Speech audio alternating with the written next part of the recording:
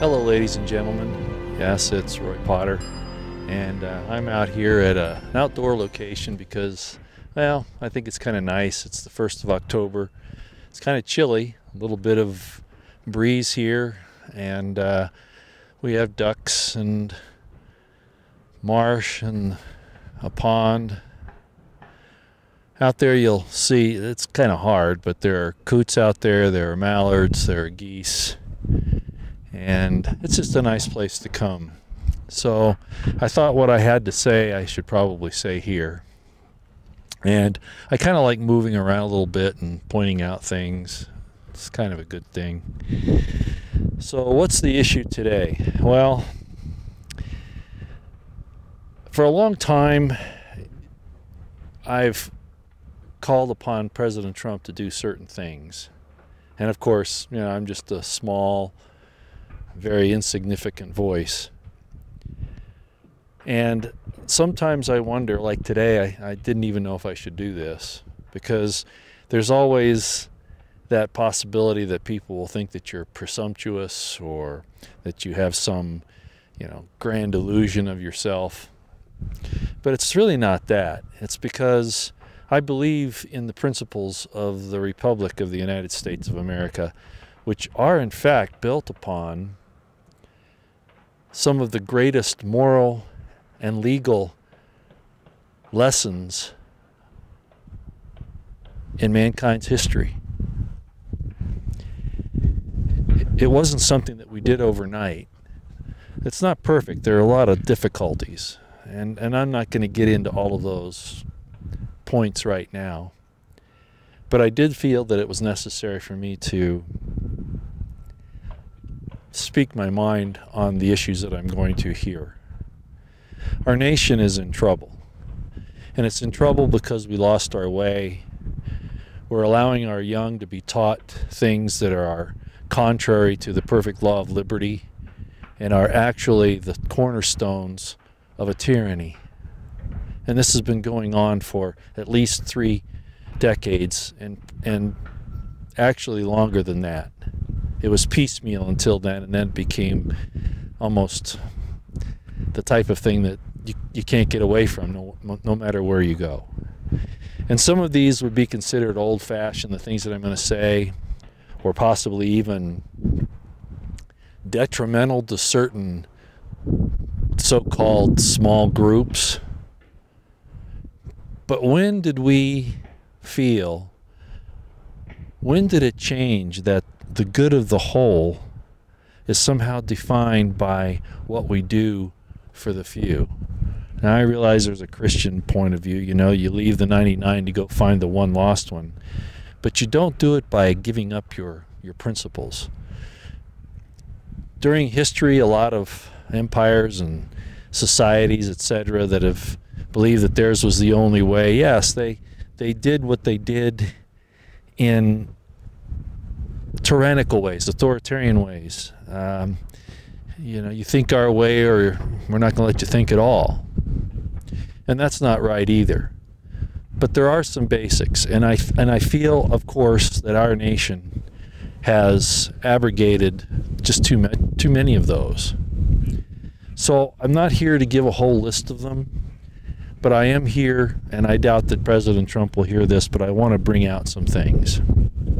And yes, this is going to be based on the Hebrew Tanakh, you know, the Old Testament as well as the New Testament. And my understanding of those things, you may or may not agree, but this is something that I need to send out. Again, I thought about this today, and I was wondering, should I do this? But it just weighed on me. So rather than argue with myself, I just decided to come out and do it. So I've got my notes here because this does get a little complicated.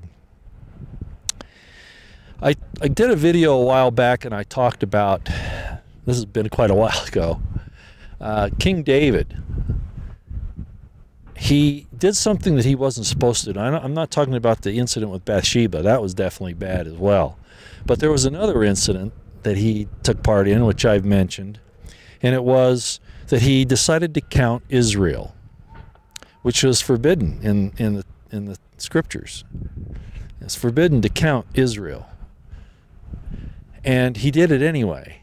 And as a result, a plague descended upon Israel, and a lot of innocent people died from this plague. Now, we're not told what the plague is, but it was pretty significant. And it took David to repent and ask God for forgiveness before the plague was lifted. Now, what's the point of the story? The point of the story is that our leaders can influence what happens to us. And that's not a surprise to anybody. But even in the case where, God is involved, when our leaders do not rule righteously, or they go counter to morality and to what I'm going to call the principles of God, the attributes of God, I'm trying to stay away from the really authoritarian statements,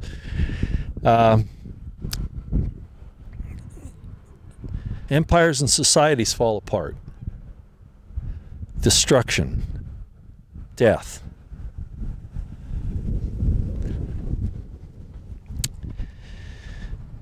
So what I'm going to say here today is going to aggravate some people, because I think President Trump, by and large, and I'm not talking about his liaisons with women or any of those things. I frankly, and I've talked about this before, I can justify him in those things. A lot of people wouldn't like it, especially, born-again type Christians, and I'm not bashing Christians. I'm just saying that your understanding isn't what you think it is, or it's not as clear as you think it is. I can justify President Trump on a lot of things, even some of the stuff that happened during his construction period. As you know, I have a friend in Las Vegas who knows construction companies that were stiffed by Trump, not paid for their work. That was not nice of him, and he needs to make recompense for it. But those are incidentals, really, because now he's the president of the United States in a situation where what he does influences what happens in the entire world. And we're seeing forces come against him because he has tried to do things from the right perspective, I believe. But he's made some big mistakes, and he did them right off the bat. So what I'm going to say here, I've said before, but if President Trump could listen to this, I think it's important. As David repented, and then the plague was stopped, so President Trump, you need to repent. And you say you've never done anything wrong. Well, I'm going to point some things out here, and you may not agree. But if you don't repent of these things, this isn't going to turn around. I mean, it's going to be hard enough even if you do repent. But if you don't repent of these things, it will not turn around, period.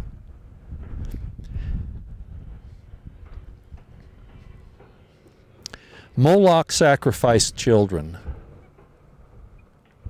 right? Baal, right? Beelzebub, right?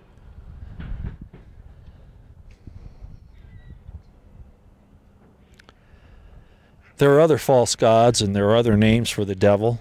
I'm not going to give them all here. But if you don't step up, not just say it's wrong to kill babies, whether before they're born or after, but if you don't do something to stop it, you're allowing the worship of Molech to proceed.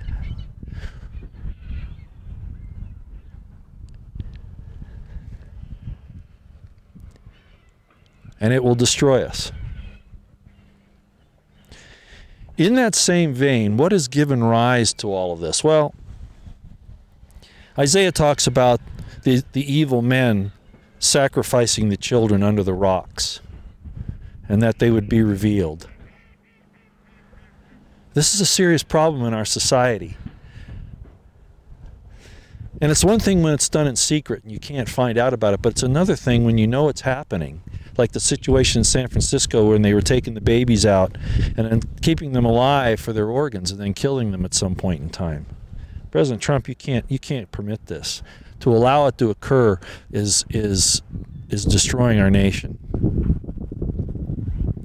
I've raised the situation with the LGBTQP now situation too.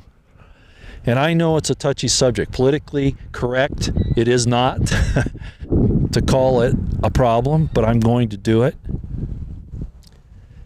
Because I've told you before that if you allow these things to exist in the open, it's one thing when it's done in secret and people are doing it on their own, that's bad enough. But when it's openly promoted, as I've talked about before, it's a source of destruction. And if you don't understand why, you haven't read enough about it. You haven't prayed enough about it. I'm going to tell you a story. And you know it well. Sodom and Gomorrah. You remember what was going on there? And it wasn't heterosexual activity that was the problem. And it's kind of evolved into that by a lot of Christian preachers. But that wasn't it. Yeah, that wasn't it. In any form. It was definitely men lying with men. That was the prohibition. That was the prohibition. And when the angels, after they talked to Abraham, remember they came to Abraham with God himself, and God told Abraham that he's going to destroy Sodom and Gomorrah because of the cry of the sins that has come up to him. And Abraham knew that Lot was there. And Abraham was a kind man. He was a generous man. He had a heart. And he bargained with God. He actually bargained with God and said, you know, starting from 50 all the way down to 10, if there are 10 righteous, will you spare the city? And God said, okay, I'll do it for 10's sake. Well, when the angels got there, what happened? The men of the city tried to take the angels. They came after them, and Lot said, don't touch these men. Take my daughters. And they didn't want the daughters. It didn't have anything to do with heterosexual activity. It had to do with this men lying with men. And when they proceeded and they continued to press for these two angels and demanding from Lot that they get these two angels so that they could molest them, then they were blinded. And of course, Lot and his family was told to leave the city, and the city was destroyed. What are you looking at, President Trump? Do you not believe these things? Do you not see the destruction? I'm not saying you have to persecute LGBTQs. Pedophiles, that's another thing. You prosecute them. We can allow them to work and live and all that, but you can't promote it like you have done during the campaign when you showed the LGBTQ flag, and then going forth, as I talked about here in the last video, well, several months ago, about, you know, telling nations that they can't prohibit it. President Trump, you're trying to follow a politically correct vector that is going to destroy us on just that one issue alone. You have to repent of it, because if you don't, the plague will continue and it'll get worse.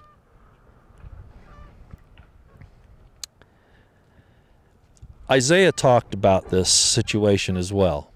And here's the problem, and I've said it before. These types of things exist. I'm not talking about the pedophilia now. I'm talking about the LGBTQ, the transgenderism, the drag queens in the schools and the libraries, and the pushing by the media, especially, you know, well, all of the media.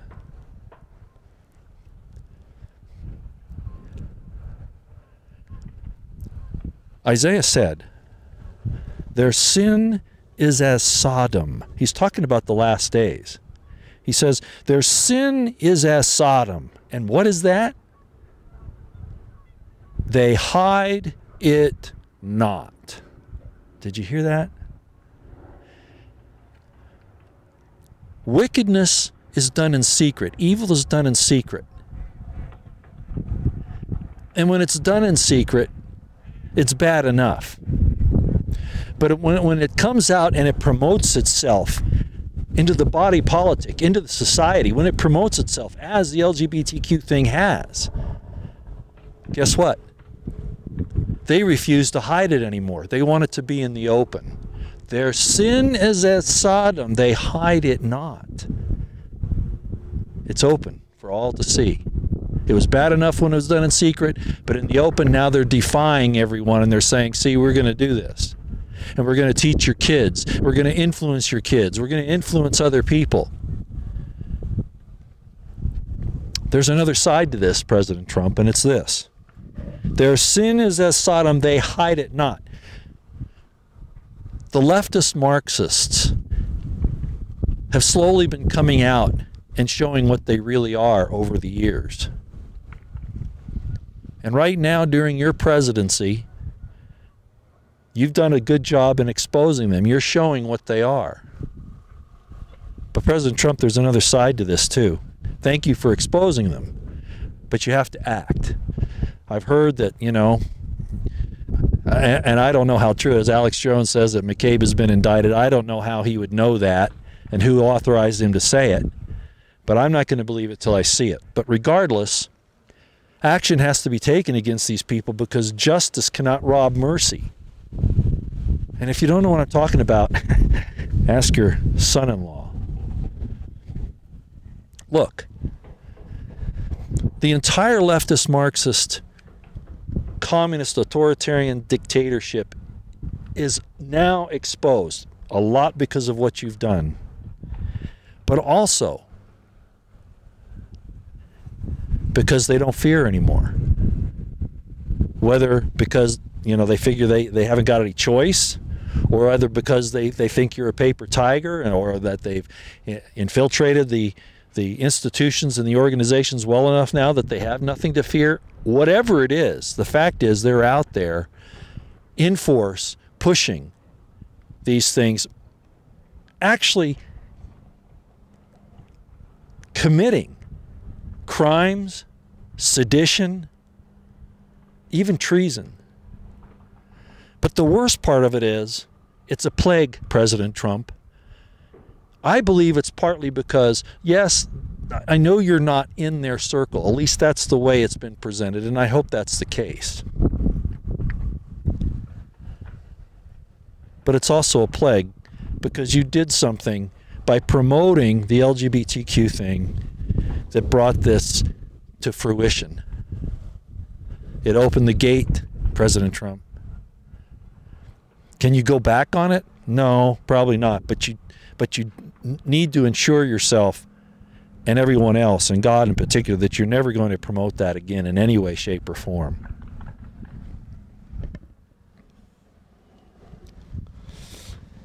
All right, I beat that to a pulp, I suppose, but it really is that important. You don't realize it. I don't understand how with those around you that are supposed to understand the Torah, they will allow this. And it's not magnanimous, and it's not being, you know, liberty loving and freedom loving, because it's destroying families and children and the concept of the godly life. Can you stop it? Can you stop people from doing it? No, probably not. And I'm not saying that that's what you need to do, but you must not promote it. Again, their sin is as Sodom. What? They hide it not.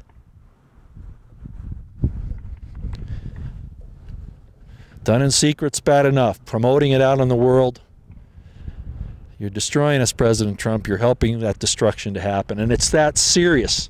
It's that serious of a situation. And people try to minimize that, but it's a fact.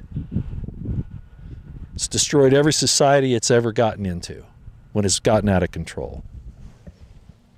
Okay, I'll leave that one alone. The next one is your promise to God and to the people that you are going to drain the swamp and support and defend the Constitution of the United States against all enemies, foreign and domestic. That's a very hard job. I don't know that I could do it. But I do know that you made the promise and you asked for the job. If you abrogate the Bill of Rights, if you try to use it for compromise, negotiation,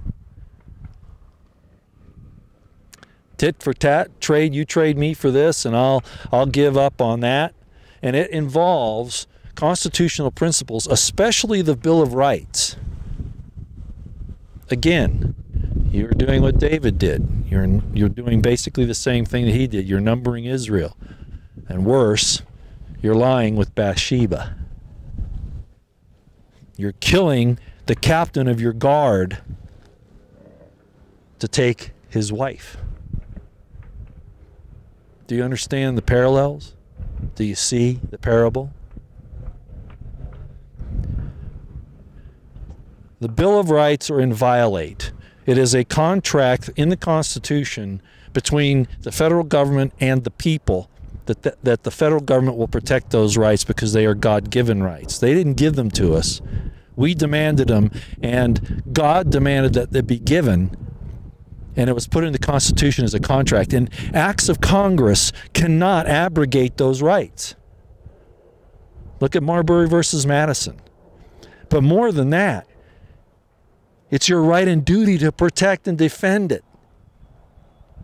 The First, Second, and Fourth Amendments I've pushed now for several years, that you must not give an inch on those, and in fact, it would be good to get some of that ground back. If you don't understand how the Second Amendment can protect our society, if you think that restricting access to weapons or calling somebody mentally ill because they get angry or whatever's going on in your mind there, and I know there's a lot to this. We could talk about the pharmaceutical companies. Why aren't they being held responsible? I mean, why? Because they're given immunity, which is really the case. President Trump, before the pharmaceutical companies were given immunity, the Constitution, the Bill of Rights, gave us, the people, immunity from tyrannical government. That takes precedence. You can't abrogate the Constitution, but particularly the Bill of Rights, that contract between the government and the people. It's we the people, President Trump, not we, the federal government.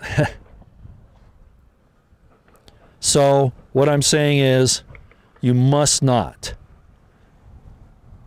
abrogate, negotiate with, compromise with the Bill of Rights. They are inviolate and uncompromisable. And if you don't handle it that way, it's another form of the plague that David caused to his people. And you will cause that plague in this country. And in the world, probably. China. I was so upset that you congratulated China, the People's Republic of China, for its 70th anniversary. The communist dictatorship that's killed millions of its own people and what it's doing in the world today, you want to congratulate? I realize that was a political diplomatic thing, kind of a, you know,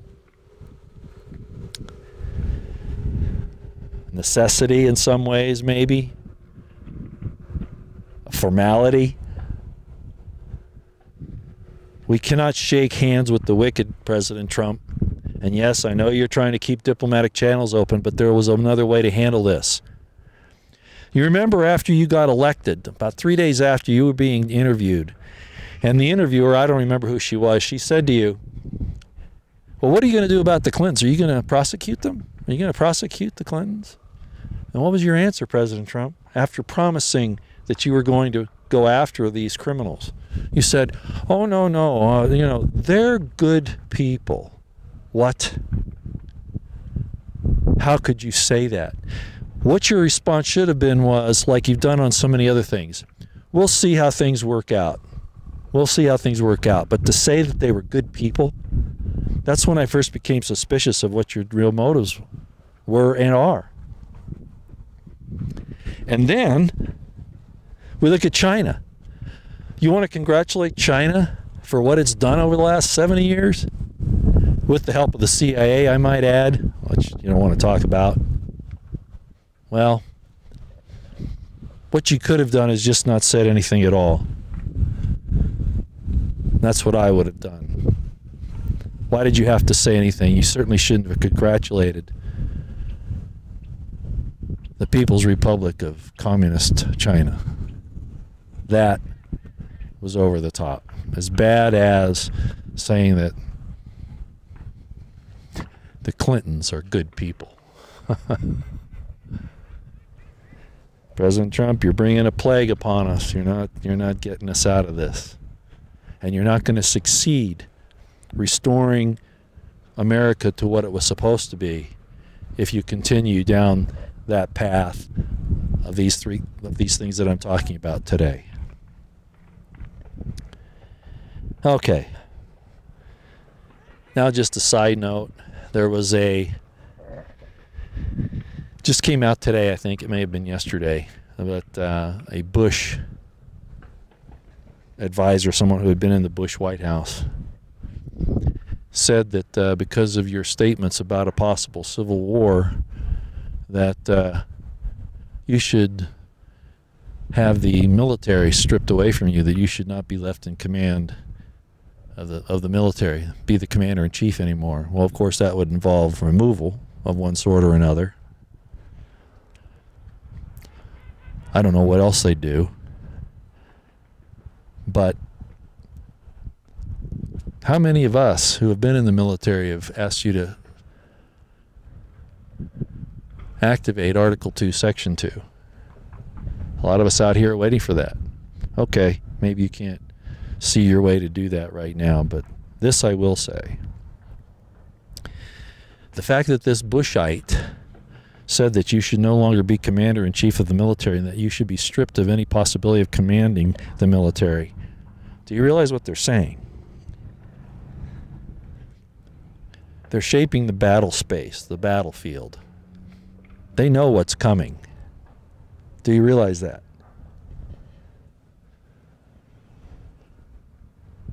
But frankly, what this person said actually gave me some encouragement that they must know that the military really is pretty much solidly behind you. I'm not sure about the upper command, the brass, the generals, 06 and above, colonel and above, full colonel and above.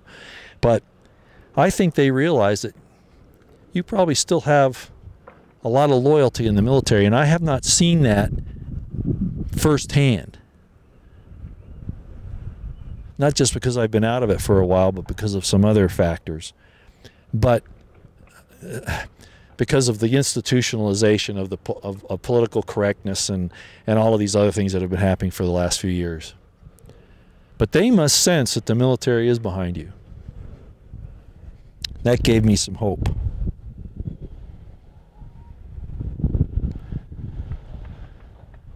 I am wary of the bias of the military. As Eisenhower said, the military-industrial intelligence complex, as you well know at this point. But do the neocons and the leftist Marxists know that when push comes to shove, the military will do what you command? I would encourage them thus to do. Okay, so ending up President Trump, remember, there are certain things you can't do or you bring a plague upon your people, upon the American people. And those plagues are real. And this entire coup thing will get out of hand even more.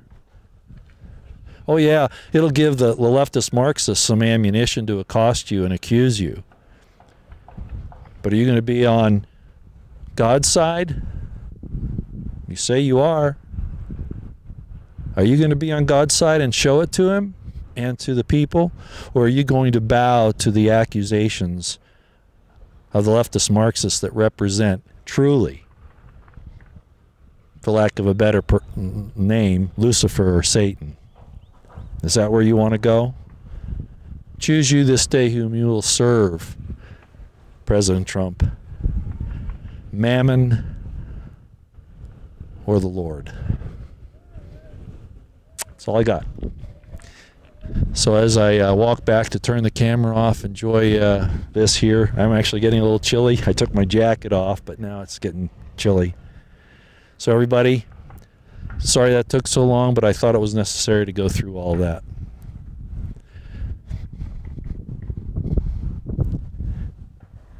God bless you and God bless the United States of America.